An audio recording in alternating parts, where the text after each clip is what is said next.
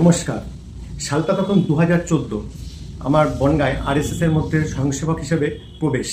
তারও কয়েক বছর আগে কিছুটা একদিন দুদিনের শিক্ষাবর্গ করেছিলাম, কিছুটা জেনেছিলাম এবং পুরোপুরি প্রবেশ হলো 2014-তে। এই 14-তে ঢোকার পরে কিছুদিন সঙ্ঘের নিয়মিত যাতায়াত করতে করতে সঙ্ঘের সব কিছু প্রার্থনা, আবৃত্তি, খেলাধুলা বিভিন্ন রকমের মধ্যে দিয়ে একটা সময় আসলো সঙ্ঘ যখন আমাকে পাঠালো সঙ্ঘ শিক্ষাবর্গ।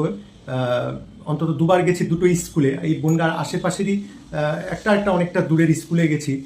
বেশ কিছুদিন থাকতে হয়েছিল এবং বিভিন্ন খেলাধুলা চর্চার মধ্যে দিয়ে সময় কেটেছে, বিভিন্ন অনুশাসন সঙ্ঘের তার মধ্যে দিয়ে কেটেছিল, বিভিন্ন কৌশলী বুদ্ধিদীপ্ত খেলা এবং সব কিছু একটা নিয়মানুবর্তী অনুশাসন ও নিয়মানুবর্তিতার মধ্যেই কেটেছিল বা কাটতো সেই সময়গুলো।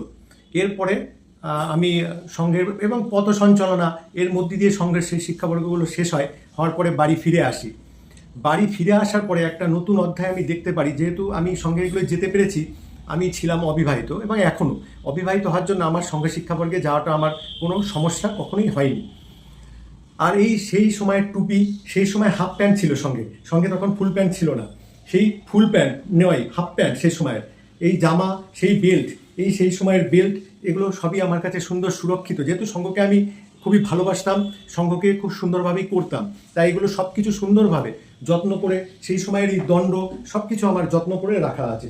এই নয় আজকে এগুলো বলছি মনে যে আমার কিছু চাওয়া পাওয়া এখন আছে, সেই জন্য আমার কোনো কিছু চাওয়া পাওয়ারও নেই, কিচ্ছু আমার চাওয়া পাওয়া নেই। কিন্তু তবু সঙ্ঘকে ভালোবাসি।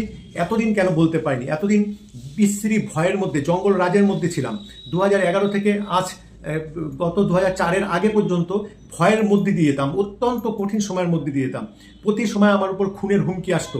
যেহেতু আমি সঙ্ঘে গেছিলাম, এগুলো ওরা কোনোভাবে জেনে যায়, বিরোধী পক্ষ যারা শাসক দল বা আরও অন্যান্য দল যারা তখন শাসক দল ছিল না, কিন্তু তারাও সব শাসক দলের সঙ্গে হয়ে বা অনেকে আমি যাদেরকে আপন ভেবে সঙ্গে গেছি বলেছি, তারা সব জেনে টেনে নিয়ে পরে তারা আমারই বিরোধিতা করেছে।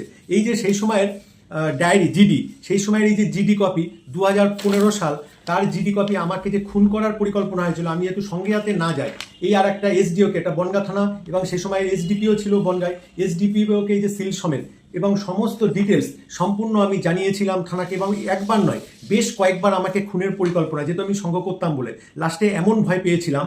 এবং 21 সালেও পর্যন্ত আমার বাড়িতে বোম মারা, আক্রমণ করা, লাস্টে এমন ভয় পেয়েছিলাম যে আমি সঙ্গেরও কোনো মানুষকে আর কাছের ভাবতে ভয় লাগতো। যদি একে জানিয়ে দেয়, একে জানিয়ে দেয়, যদি ও যাকে বিশ্বাস করতাম ভাবতাম ও যদি জানিয়ে দেয়, এই ভয়ে আমার চুপচাপ আমি এমন ভাব দেখাতাম যে আমি আমি আমি আমার মতো নাচি। মানে এতটা ভয়, খুনের চাপ আমার পড়েছিল। বারবারই বলছি, আজ এই কথাগুলো বলছি মানে এই নয় আমার কিছু চাপ